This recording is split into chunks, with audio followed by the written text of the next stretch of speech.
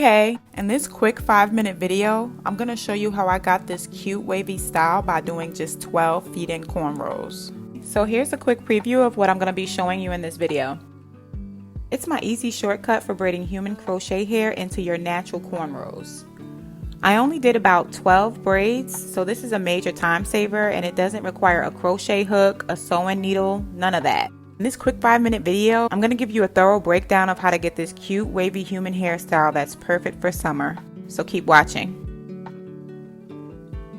So I start out with my first cornrow section parted. What you want to do at the front of the section is just part off a small section there, and then you want to part that section in half like I'm showing here. Then you'll want to grab a piece of your human crochet hair, and you'll notice it has the really long thread because this hair was made for braiding into the hair. So you just want to pin the top down so it doesn't move, and then braid the natural hair over the thread to anchor it down. This part is important so that the crochet hair doesn't slip. So next, I take out the clip at the top and I pull the crochet hair from the bottom until I can no longer see the thread at the top, just the hair. This is how you create the illusion of the hair coming from the scalp. So now that all of my thread is pulled to the bottom, what I do is just combine it with the rest of the braid. The thread will basically just blend into the natural hair as you braid down the cornrow. And you just repeat that process. Here I'm showing you how I insert the thread between my braiding fingers so that it seamlessly blends into the braid as I cornrow. And then once again, just like the first time, I'm pulling the thread down so that you can't see it at the top. You can only see the hair. That's really it, y'all. I'm just repeatedly doing that as I continue to braid back.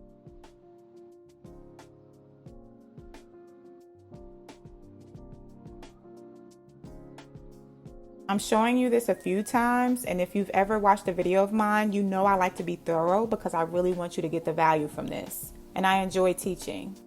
So I know you're probably wondering what to do at the bottom of the braid. Here we go. So I stopped adding hair at the nape of the neck, and all I'm doing at the bottom of the braid is just pinning the human crochet hair away when I get to the end of the thread, and then I'm continuing my natural braid. You can literally feel when the thread is ending, so you'll naturally know what to do. It's hard to explain, but I hope this visual helps.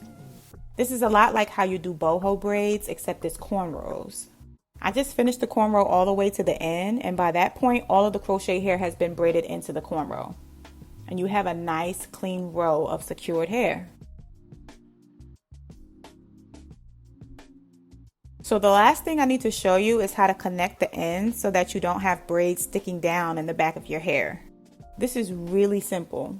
So as you see, I'm bending the braid at the nape of the neck upward, and I'll be connecting the end of it to the next cornrow. So boom, I have the next cornrow going, and now you can see how I'm adding that last braid to this one and just continuing to braid this one down.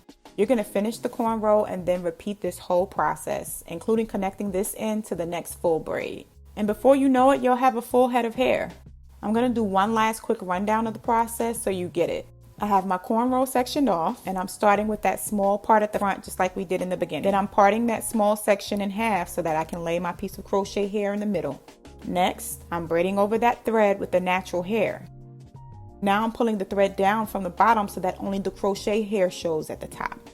Then I'm continuing my cornrow, and before I get to the bottom, I'm adding the end from the last braid to connect them. And I'm continuing that process all the way down. Now it was at this third braid that I realized my braids were too big. I was originally only going to do 8, but I ended up doing about 12. And I was so happy with how full and natural looking the style came out to be. This is a wonderful protective style that's perfect for summer because you can wash it, condition it, oil it, all along with your natural cornrows underneath. And there are no knots or thread to worry about being tangled into your hair. So this is truly a protective style. Try it out, and if you're interested in this hair, check it out in the link below. And again, let me know if you have any questions in the comments. Later, babes.